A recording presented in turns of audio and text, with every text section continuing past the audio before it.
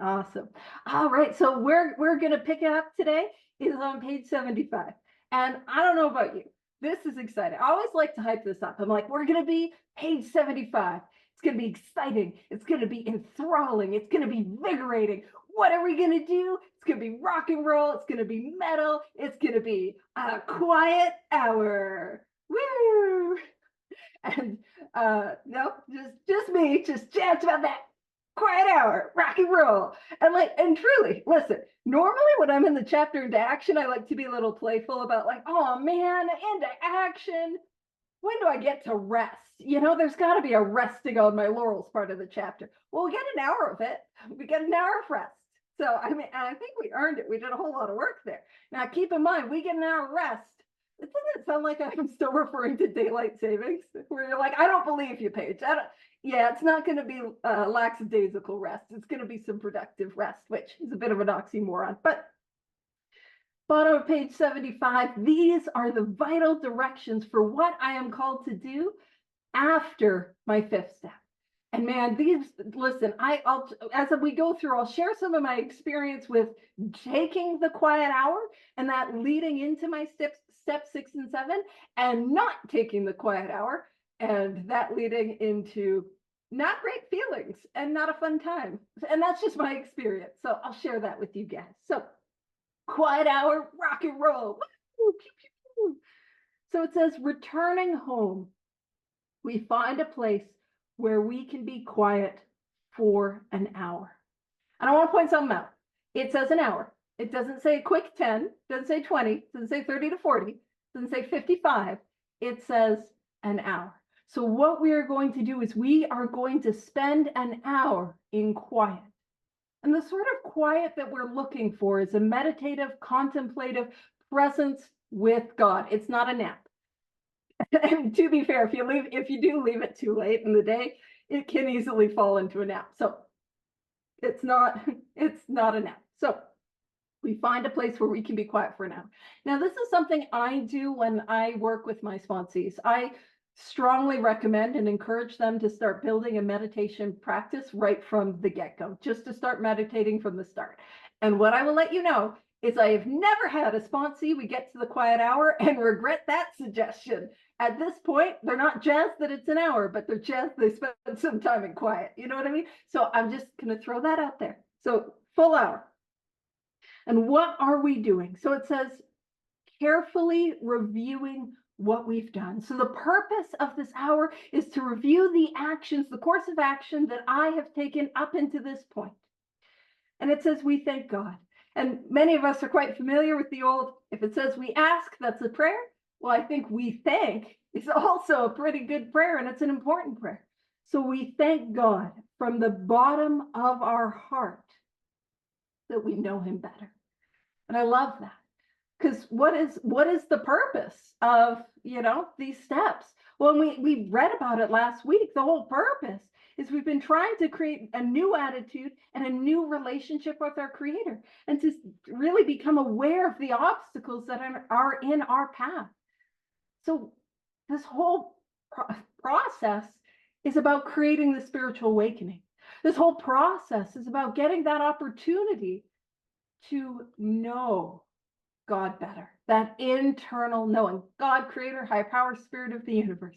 So it makes sense that after spending that time with God and another human being in that fifth step, that I would begin to know God better. And actually, it does talk about in the fifth step promises to go up a paragraph. Normally I'll bounce all the way around all over the place. This is a small bounce. It's just up a paragraph. But if we go to the paragraph just up, it talks about we begin to feel the nearness of our Creator. That's a promise. It says we may have had certain spiritual beliefs. That's an intellectual idea. But now we begin to have a spiritual experience. That's what we're after, an experience. And it talks about how the feeling that the drink problem has disappeared will often come strongly. And we feel we are on the broad highway walking hand in hand with the spirit of the universe. It's not an over there God. It's not an intellectual idea. It is an experience. So it makes sense that I would come to this quiet hour and thank God from the bottom of my heart that I know him better. We're beginning to have this experience. So it says, taking this book down from our shelves. Now, I want you to know there are some people that'll be like, okay, now go take the book and put it on the shelf so you can take it down. I don't really ask them to do that. That feels like busy work to me. Like, you don't have to go find a shelf to put your book on. You could just open your book and, spend time in your book. That's kind of the attitude that I take with it. So it says we turn to the page which contains the 12 steps. So what we're going to do, we're going to take the book down or just open it. Hopefully it's not like over there on a shelf. Hopefully we got it kind of readily accessible. You know what I'm saying? Yeah, book in hand. Heck yeah. Yeah, we got the book. And so it talks about, we turn to the page which contains the 12 steps. So that's going to be page 59, kicking off the chapter, how it works. And so what we're going to be doing is reviewing the work that we've done so far. So it says, carefully reading the first 5 proposals. Now, first 5 proposals, first 5 steps.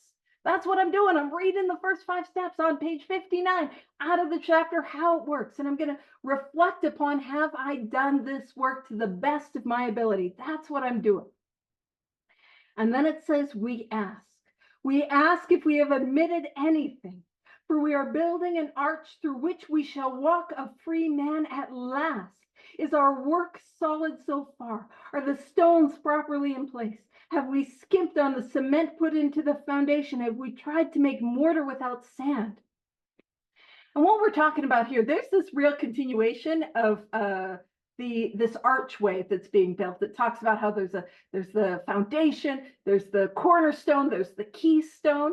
The keystone's in the center, the cornerstone's at the bottom upon which you build it. Anywho, all of that to say is, if I'm trying to build this effective spiritual structure, it's not going to work if it's a lot like, y'all remember Eeyore's house, where it's that bundle of sticks that would always fall over? You guys remember that? Also, he regularly would have his tail that would fall out and they'd have to hammer it back in. And then we're wondering why this homeless donkey who is regularly having his tail fall out and be hammered back in is having a tough time. You know what I mean? Oh, sorry, this is quite the tangent. I'm just saying, I get why he was struggling a little bit with the depression. He had some stuff going on. Anywho, focus page. This effective spiritual structure isn't going to, I don't want it to be Eeyore's ramshackle house. I need something that's going to work. And what we're going to do is we're just going to have a spiritual, what is OSHA? We're going to have a spiritual OSHA check, making sure everything's safe and in order. Some of you are like, oh God, please don't. What we're going to do is we're going to have a look. Okay, is the foundation set? What does my step 1 look like? Am I convinced? And listen, this is what step 1 is. Am I convinced that unless I have a spiritual, yeah, you're welcome, we're on page 75. Unless I have a spiritual awakening, that I will relapse? Am I absolutely and utterly convinced of that fact? That's a step 1 idea. Then I have a look at my step 2. Am I absolutely and utterly convinced that there could be a solution, that a spiritual awakening is possible? That Paige has better things to actually, I would say this is not helpful. It's like that Paige has better things to do than lie about her experience on a Monday night. I'm not really selling people that I have a lot of better things to do, but I could have a nap. That'd be nice at times. But like that people aren't lying about their experience, that there could be a power greater than ourselves, and that power could restore us to sanity. We have a look at our 3rd step. Is that stone in place? That stone, if I am willing to go out from here, make a profound turn in the way in which I live my life. I'm willing to work these 12 steps as a way of life, like my life depends on it, because it does. Am I really fulfilling that commitment? I'm working for God. I'm no longer in the management position, right?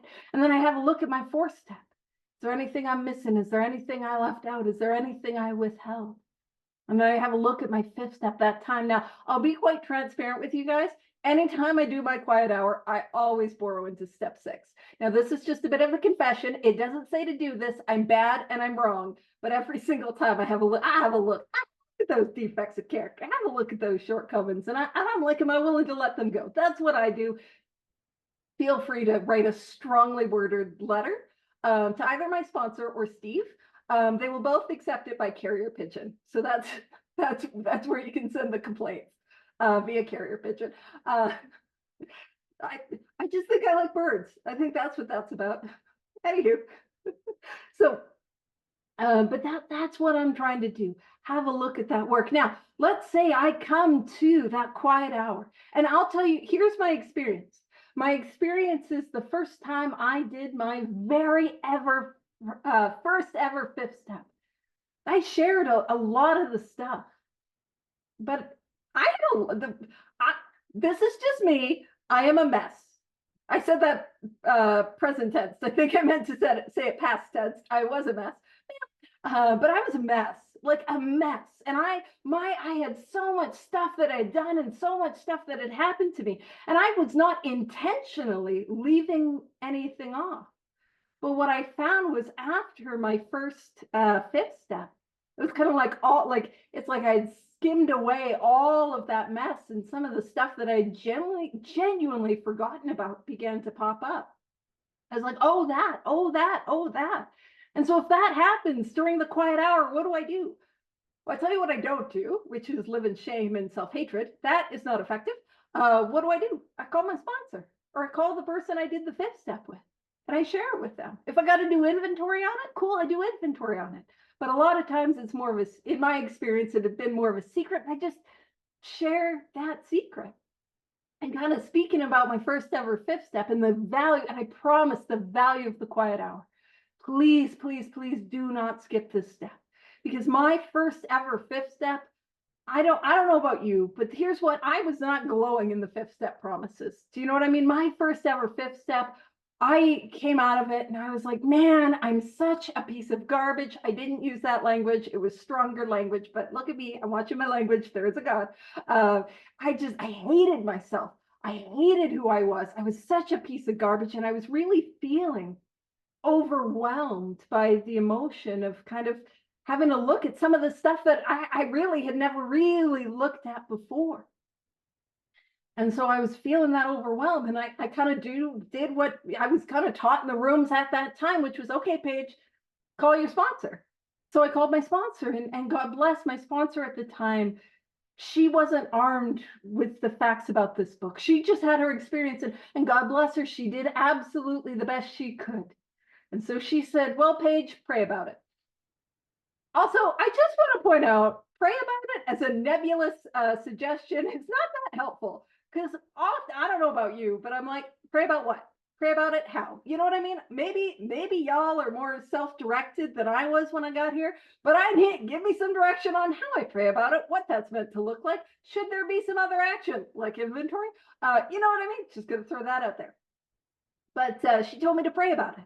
And so I did. So I asked God, help me with, you know, these big emotions that I'm feeling, help me navigate this. And then what I did, not on purpose, this was completely on accident, is I accidentally slammed my pinky in the car door.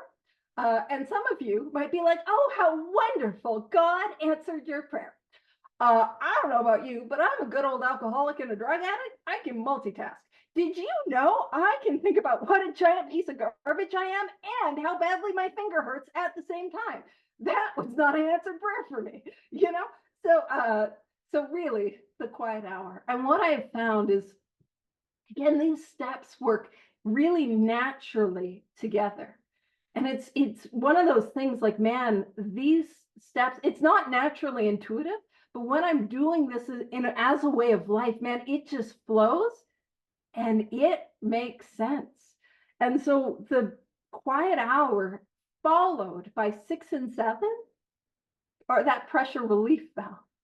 See, I take that stuff to that quiet hour. That's where I meet God. And I begin to see who I really am and really review the work that I've done. And then, man, we'll talk about this, but it's prime willingness real estate, baby. That quiet hour builds that willingness for 6 and 7. And then I have actions to take, and it just flows. And I've done steps a variety of different ways, a variety of modalities, and sponsored others in a variety of modalities. But there is something powerful. And I've seen it happen where it's like after a fifth step, feeling this overwhelm of emotion. And these are the actions that give me freedom from it. And allow not freedom from emotion, but a course of action to take. Those emotions aren't there to make me feel like garbage. Those emotions are there for a reason, to direct me in the way in which I need to go. 6 and 7 and amends. And 6 and 7, we're going to talk about that. It's powerful. So one of the things that I always want to point out is I say this all the time, anytime in this book it says we ask, that is a prayer. I love that idea of not just asking myself, has my work been solid so far? Are my stones properly in place? Not just asking me, but who also should I be asking but God? And I love that idea of taking that as an opportunity to ask God, God, is there anything I'm missing? God, is there anything I've left off? God, is there anything that you need to reveal to me about the truth about who I am, where I am right now? I love that idea. I'll just share with you some different ways in which I have done the quiet hour. Again, following these clear-cut directions, but man, there's always a little bit of wiggle room. You know what I mean? So I've done it a number of different ways. The first way that I've done it, the first way I did a quiet hour was I didn't, and that sucked. So I'm not going to do that again. Always be doing that quiet hour. I was going to turn that into an acronym, but it was too many ABD. TQH, ABDQ. Nope, lost it. Anywho, always been doing that. Quiet hour. Woo, rock and roll. I don't know. Who would have thought I'd be spending this much time on this? Probably no one who has been coming here week by week. You are not shocked or surprised. But one of the first ways in which I did that quiet hour was I just set an alarm that went off, shocker, after 60 minutes. And what I've done is where I just took that direction and I went through piece by piece by piece and just kind of went where I felt called. I've done it other ways where I've set that hour and I've asked God, I've opened up that page and I've asked page 59 and I've asked God those questions and I just let God take me where I was meant to go. I've done it that way. I have friends who've done it where they go through and read through their fourth step again. That's how they've done it. I've also done it this way where I'll set a timer to go off every 10 minutes because that'll give me 10 minutes on 1, 10 minutes on 2, 10 minutes on 3, 10 minutes on 4, 10 minutes on 5. Oh no, a spare 10 minutes to spend on step 6. I do that anyways. Oopsie doops, you know? So those are some different ways in which I've done that quiet hour. And I just want to share that with you, that sometimes it can look a little different. And I've seen people do different things. But really, what am I trying to do? I'm trying to, in that quiet hour, meet myself, meet God, and really see what's blocking me. And what am I willing to let go of? Have I done the work that's setting me up to go up from here, to be of service to God? And so, yeah, that's kind of my experience with that quiet hour. Oh man, this is probably I'll tell you this quick quiet hour story. I don't think it was the last time. I think it was the time before last, but it was reasonably nice weather in Calgary, so we probably had snow still. But I was like, you know what? I just want to do my quiet hour outside. And so I did it outside with a bunch of peanuts and I fed the magpies. Now the Australians are horrified. You did what? Our magpies are similar yet different. And I just fed them a bunch of peanuts and it was kind of a cool metaphor. Oh man, we'll talk about that actually. It was kind of a cool metaphor for God taking those defects of character away. So and yeah, I'll talk we're going to be a little metaphor heavy in the next 2 paragraphs and I apologize profusely. All right, let's pop over to top of 76. We're rocking and rolling. I say as we made it through 1 paragraph in like half an hour. Woo! It's wild here. Whoa, quiet hour. Whoa, on the edge of my seat. Pew, pew. All right. All right. So it says, if we can answer to our satisfaction, right? Oh, yeah. I love feeding birds. It's the best. Sorry, that is the attention span that I don't have. Man, I just want to tell you about bird feeding stories. I won't. I'll focus. So it says, if we can answer to our satisfaction. So if we have not missed anything, again, if we've missed anything, We just go back, we take it to our sponsor, we share it with our sponsor, and we can ask for direction from our sponsor. And it's, but if we're good, we're solid, man, the stones are in place, the arch is set, I'm ready to go. We then look at step 6. And it says, we have emphasized willingness as being indispensable. So as we approach step 6, it's important because in step 3, I don't know if you guys remember, at step 3, I got my pink slip. I was absolutely and utterly fired from the management position of my life. To be fair, it was for gross incompetence. If I had managed anything as atrociously as I had managed my life, I had to be fired. And I was given my pink slip. But somebody's got to manage my life. My life needs managers. So we had to look back in the second step and we're like, okay, well, that God that I just kind of start to believe in could maybe exist. That'll do a better job than me. But I need to be spiritually employed. So I got a spiritual job, and my job is to work for God. And I signed that employment contract, keep close to God and perform his work well. And we got those different ways in which I can sort of orientate myself to God, right? It's like he's the father, we are his children, or he is the principal, we are his agents. And what that actually means is somebody who's allowed to act on behalf of the principal. But I love the idea of like, all right, step 3, I'm Agent Paige, double up Paige, I'm working for God. Pew pew. Where's my laser watch? Where's my fancy car? Where's my super gadgets? Do I have a fancy assistant that I can phone? I do not. And so my super cool laser beam rocket ship assignment is to launch into house cleaning. Oh, right? Because I got to start my spiritual house cleaning. I got to clean that spiritual house.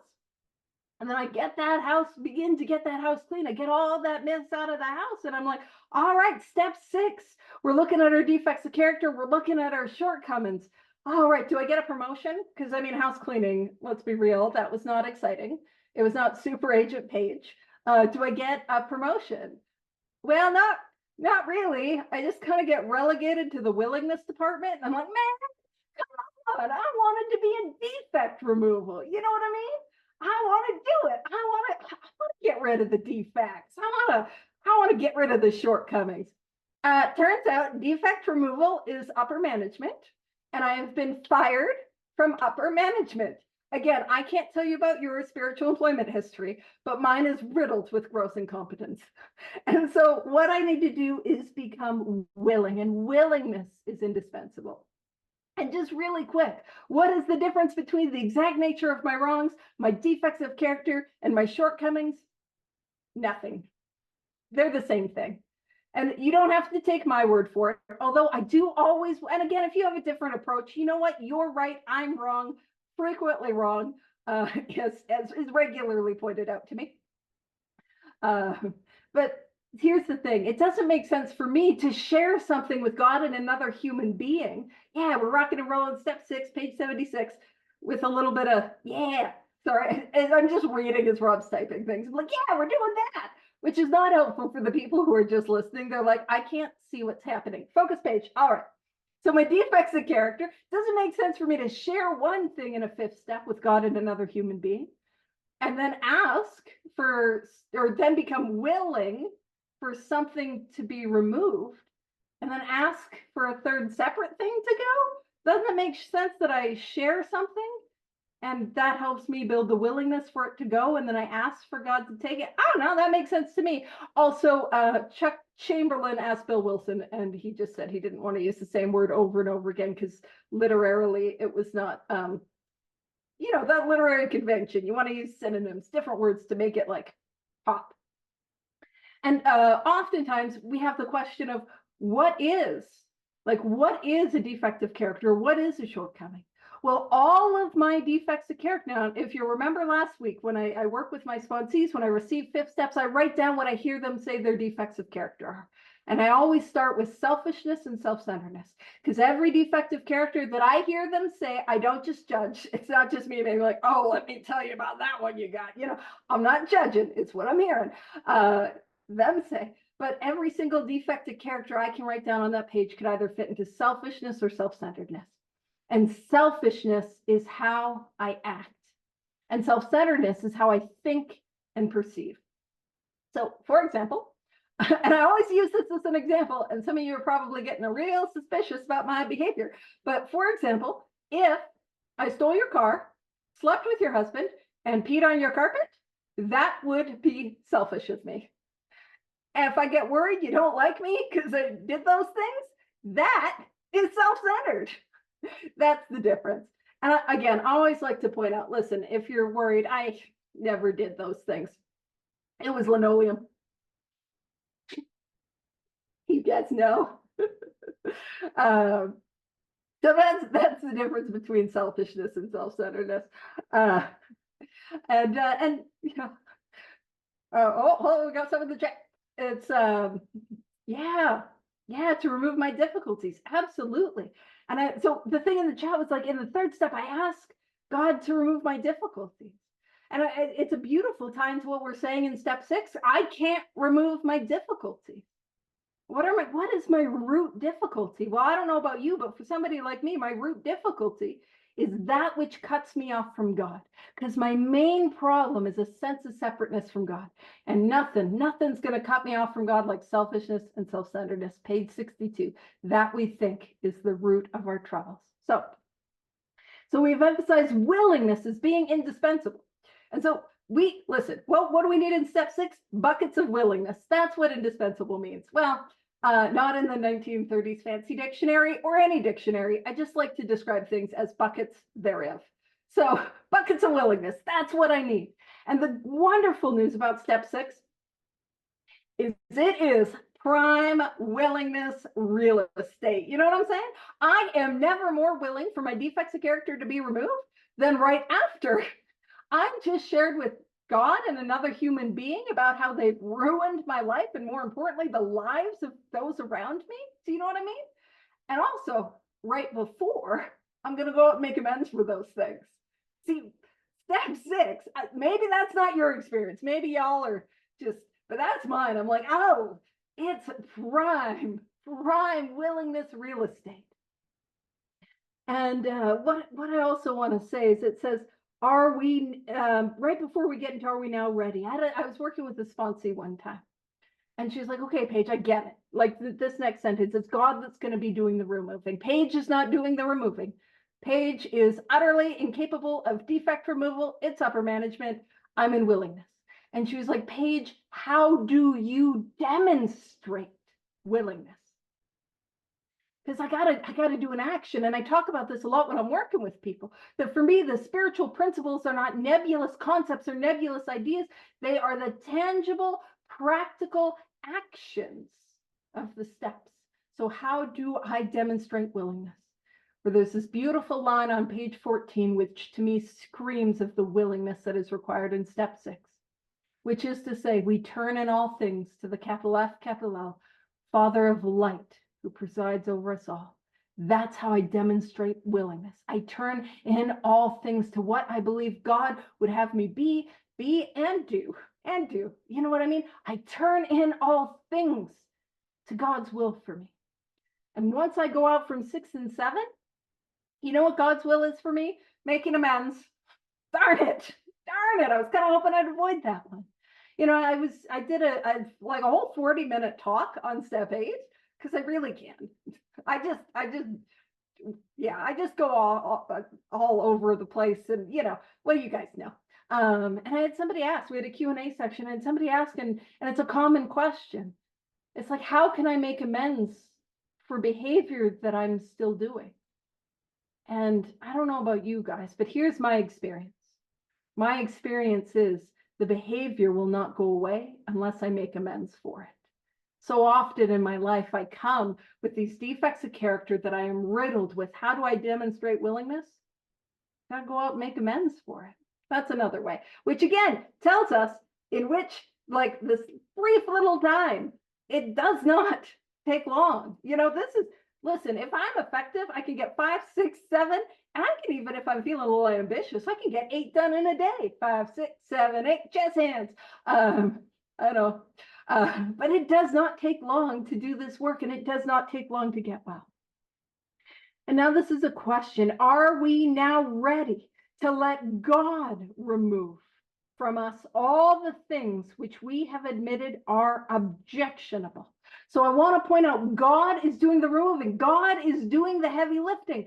I want you to know I want to do it. See, I don't know about you guys, but I really want to overcome my procrastination. I mean, I'll do that a little later. And I really, listen, I really have to get my need for my control and my control issues. I just need to get that under control, And I'm sure you guys don't relate to that. Or, I need to stop living in fear. I'm just really worrying about that and I'm really worrying about how much fear that I'm in. And I've just got to stop worrying about the fear that I'm in. I don't know about you, or like, listen, I've got to get my road rage under control, you jerks. Start driving. I don't know about you, but I've not been able on my own power to overcome any of my defects of character. I don't know about you. And it's sure I'm not saying that in a condescending way either. Genuinely, maybe I am so deeply flawed that I need consistently God's help. And maybe you guys are like, no, I can just not be a jerk. I need the power of the universe to come and intervene in my life so I behave like a reasonable adult more often than not. Like that's what I need. I'm sure you guys are delightful and lovely and don't need that much help, but I'm in trouble. It is God that does the removing. But I want you to know I come to this and I want to do the removing. And you know what's interesting about that? Why do I want to remove my defects of character? Because I want to do it. Heck yeah, I'm not alone here. I want to do it because I want some power and control. And isn't it interesting that I will turn something like ego reduction into an ego feeding proposition? I want to reduce my ego so that I can tell you that I did it and how great I am. You know what I mean? This is not an ego feeding proposition. This is an ego deflation process. I can't do it on my own. I can't do it on my own power. And again, I don't know about you guys, but actually this is kind of the thing. It's like I come to step one. And I come to find out that I can do nothing about my physical allergy. There's nothing that I can do about that. I can't ever safely drink or drug or use whatever compulsive behavior brings you to the study today. I can never, ever safely do it ever again. And then I learn I have this mental obsession. And there's nothing in and of myself that I can do to put between me and the first drink, the first drug, the first compulsive act. There's nothing that I can do to put between me and that. There's nothing. I got nothing. And so in step two, what do I got to do? I got to turn to God. And we begin in step two, you talk about my human problems. We begin to talk about that spiritual malady. When step three, we begin to look at the selfishness, self-centeredness. In step three, I come to find out that selfishness and self-centeredness is cutting me off from God, and I can't overcome that on my own either. And then I come to the fourth step and I got resentments, baby. And I can't get rid of them on my own. I can't overcome them. And I'm riddled with fears. I can't overcome my fears on my own. And then I got relationship stuff. I got some sex conduct. Turns out I can't live up to that. I can't do that appropriately and live up to that ideal on my own. And I come to see these defects of character and I can't overcome them on my own power.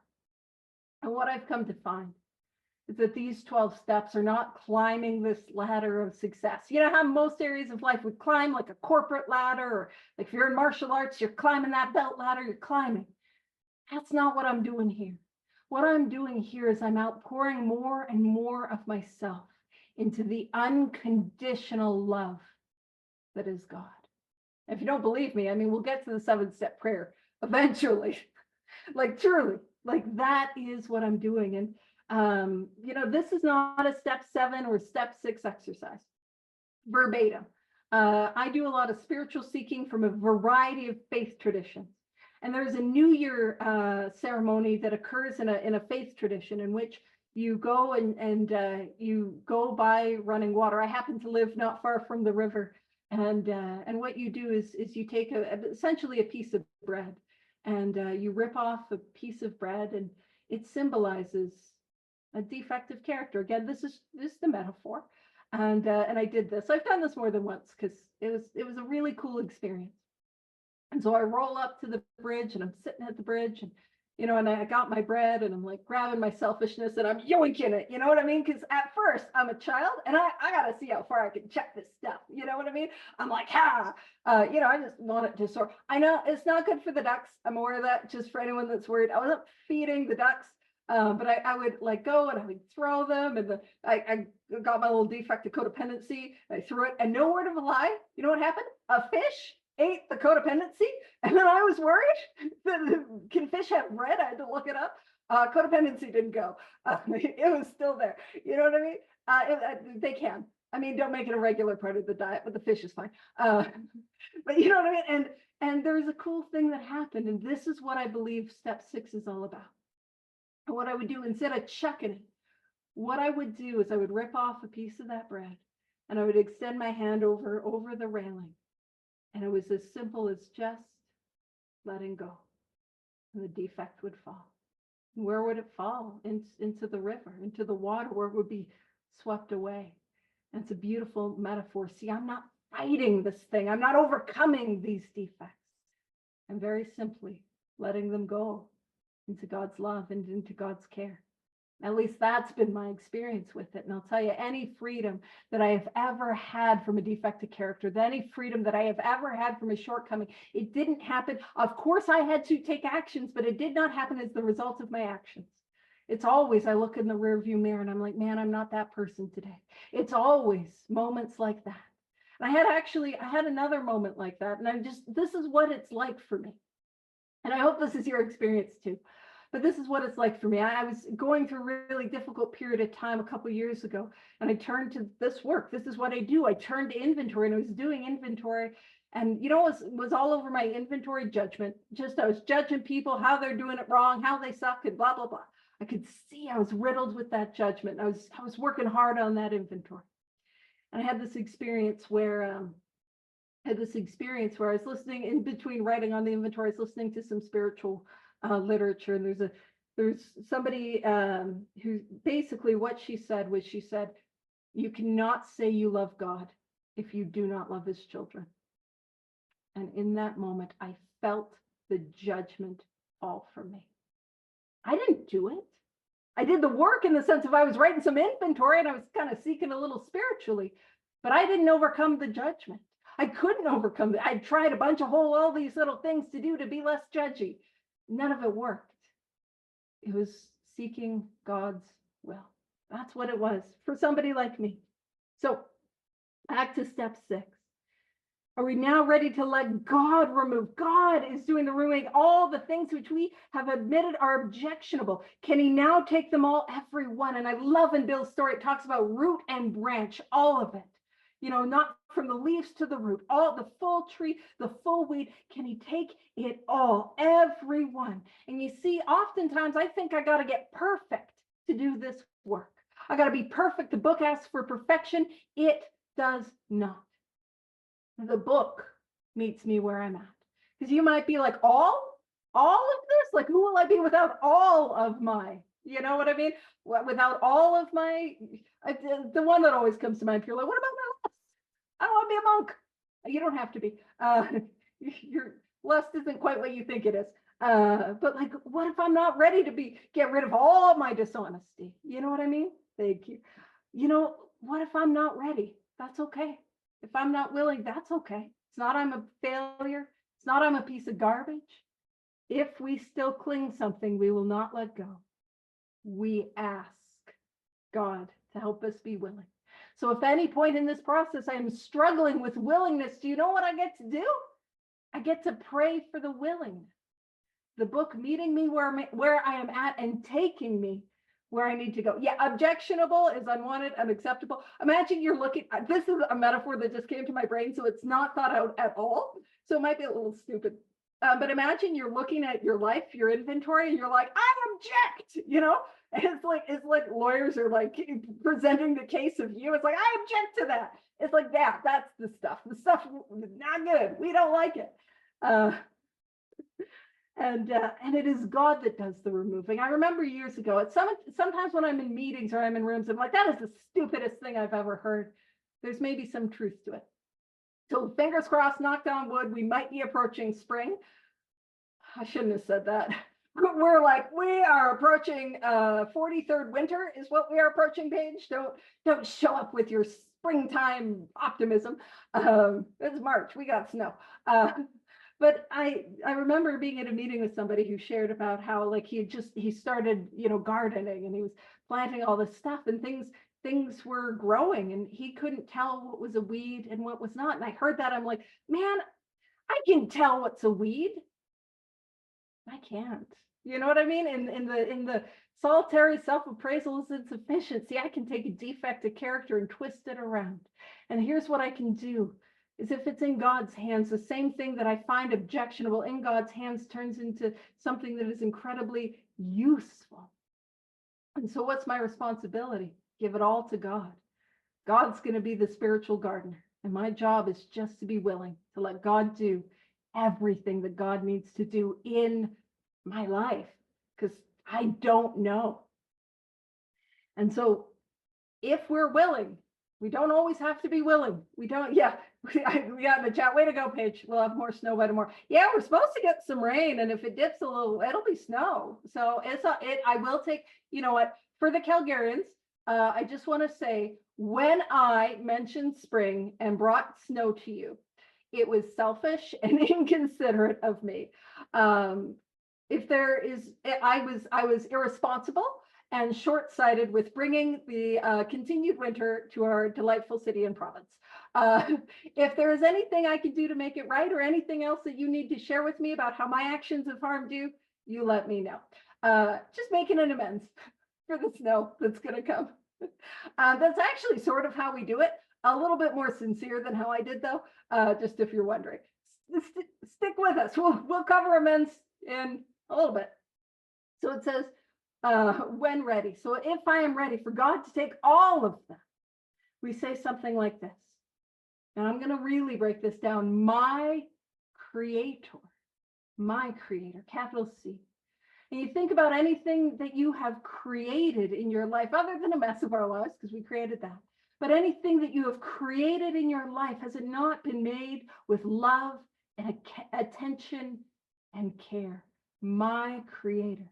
And I love this. It says, I am now willing that you should have all of me, all of me, all of me. And that's the thing is, man, oftentimes, sometimes we'll approach step 7 and I think God wants my help. God needs my help. No, God does not want my help. God does not need my help. What does God want? God wants my consent, and God wants me, all of me. How beautiful that is. And it goes on to say, good and bad. This is radical. See, I don't know about you, but I came to this thing thinking I got to get good to get God, think I got to get spiritual to get God, think I got to overcome these defects of character to get God. I think I got to do something and be something to be inherently loved. This is where we begin to truly awaken to the deep and unconditional love that is God. That begins to, I don't know about you, but this begins to crack open. See, God loves me here and now as I am here and now, and not in spite, those things that I did not want to tell another human being, not in spite of those things. It's not a begrudging acceptance. Okay, we'll have to struggle along with your defects of character, Paige. No, Paige, you, and not me, you exactly as you are in this moment.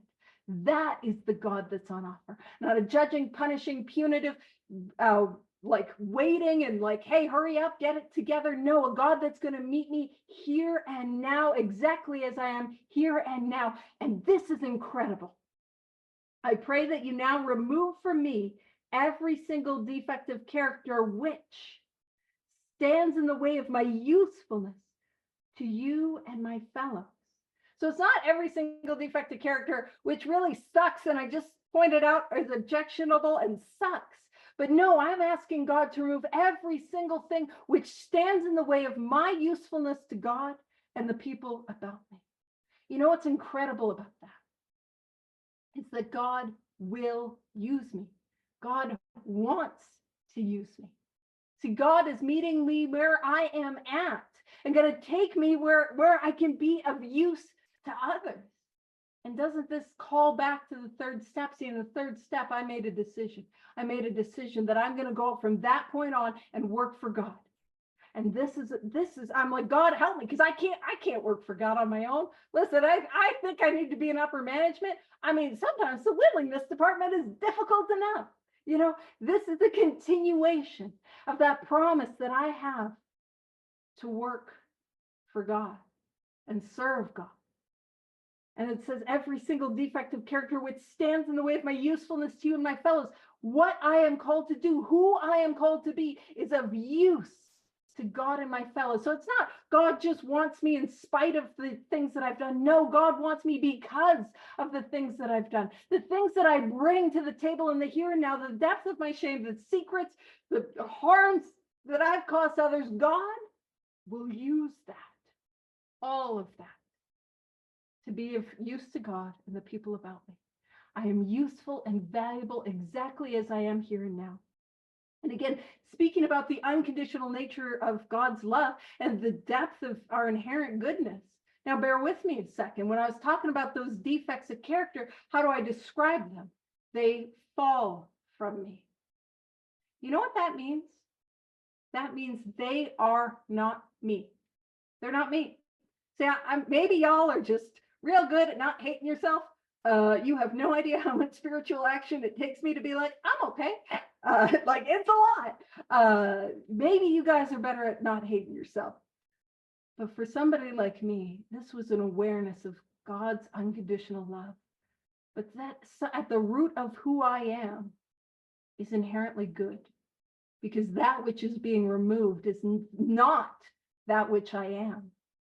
And what is left is that inherent goodness, is that inherent connectivity with God. And doesn't that, like, man, I come here, I think I'm broken beyond measure. I'm just the worst human being. And I come to find out I am loved. I'm deeply, powerfully loved, and I am good at the core of my being. That is a revelation. And that is not an intellectual exercise. See, I can't read step 6 and 7. I can't, like, there's lots of great books on 6 and 7, but I can't read those and get there. I have to experience it. Experience it. This whole thing is experiential. And it says, every single defect of character which stands in the way of my usefulness to you and my fellows, grant me strength, because I don't got it on my own, as I go out from here to do your bidding. Your bidding. I'm here to work for God.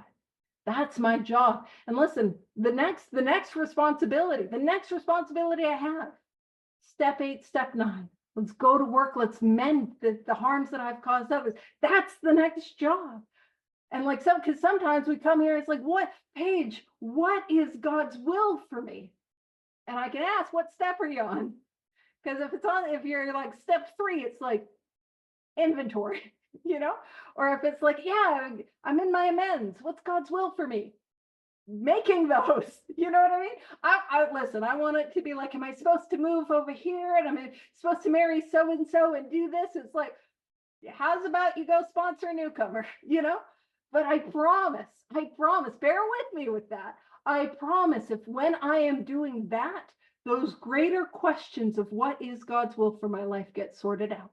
They do. It's probably because my hand's too busy doing God's business to be messing around with mine and messing that up. You know what I mean? That's maybe just my experience. And it says, so grant me strength as I go out from here to do your bidding. Amen. This is another thing that I heard in the rooms, and the first time I heard it, so it's probably right. I had the thought, that is the stupidest thing I've ever heard, right? And what somebody said was like, hey, you'll notice there's no amen at the start of, or at the end of the third step prayer. And I was like, mm-hmm. And they're like, so what that means is the process of 4 through 7, that third step prayer, all the way to the 7th step prayer, all of those actions are a prayer. I was like, that is so stupid. And so it's probably right, you know, and I love that. I mean, how do I get closer to God? Inventory. How do I get closer to God? I share that with you. And there's so many prayers and actions along the way. And that's what this process is about, getting me closer to God. says we have then completed step 7. And for me, that's what step 7 is all about. It is about the unconditional, yeah, we're his agents, we're working for God, pew, pew. But it is about the unconditional love of God. Now it's spring, so this is not the best time for this metaphor. I've made the snow happen.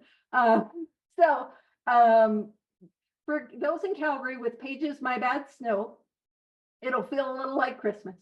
And what I have is this metaphor for what steps 6 and 7 is all about, what emotional sobriety is all about. And it's like Christmas morning.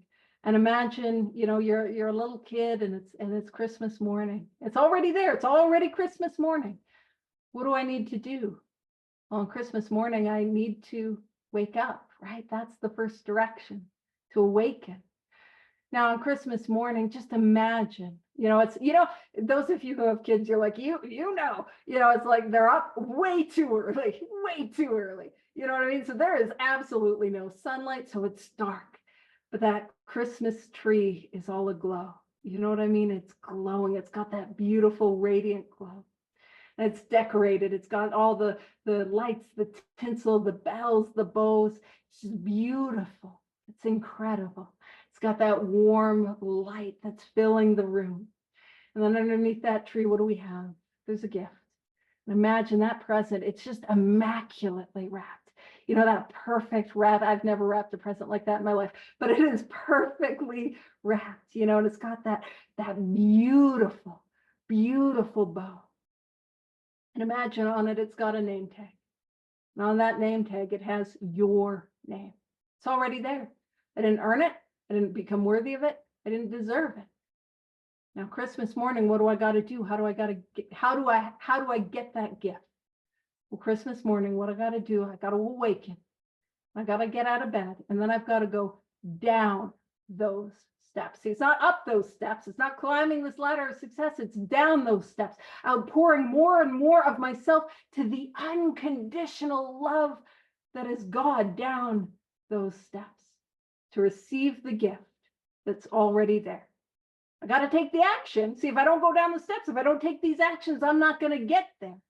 But it's already there. I didn't become worthy of it. I didn't deserve it. I didn't earn it any more than anyone that is in this room, or any less than anyone that is out there dying of this illness. I didn't earn it. I didn't become worthy about it. Now, we got people come to this study. We know we got some big book nerds, and we're like, hey, Paige, it can't be a gift. Page 14 says a price had to be paid. Yeah, the price I'm paying is destruction of self-centeredness. I don't know about you guys, but the price that I pay is a big part of that gift. See, I was given that away, which was holding me back the whole time. And so for me, that's what step 6 and 7 is about. It's about giving all of me to this power, which is God. And that'll take us right to the hour. So come back next week and we'll talk about step 8. It'll be step 8 and 9. It's going to be a little wild. So woo, rock and roll. I'll stop the recording and we'll set it up so we can all pray us out. So thank you.